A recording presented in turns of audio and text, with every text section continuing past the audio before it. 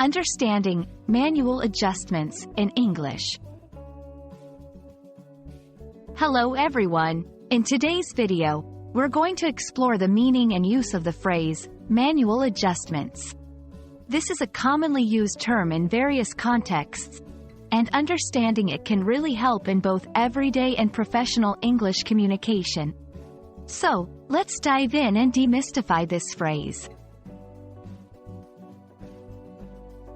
Manual adjustments is a compound noun made up of two words, manual and adjustments. Let's look at each word separately. Manual refers to something done by hand, as opposed to being done automatically or by a machine. Adjustments are changes or small alterations made to something in order to achieve a desired fit, appearance, or result. When combined, manual adjustments refers to changes or alterations made by hand or through direct human intervention. 1. Photography. In photography, manual adjustments might refer to the photographer manually altering the settings on a camera, like focus or exposure, instead of relying on the camera's automatic settings. 2. Furniture assembly. When assembling furniture, manual adjustments could mean fitting parts together by hand, ensuring everything is aligned and secure. 3. Financial accounts.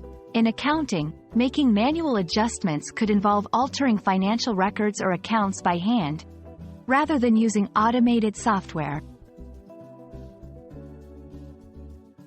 In everyday conversation, manual adjustments can be used in various situations.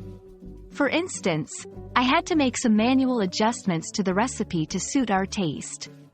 The machine wasn't working properly, so we made a few manual adjustments.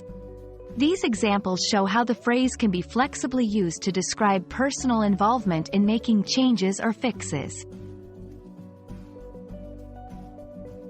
I hope this video has helped clarify the meaning and usage of manual adjustments.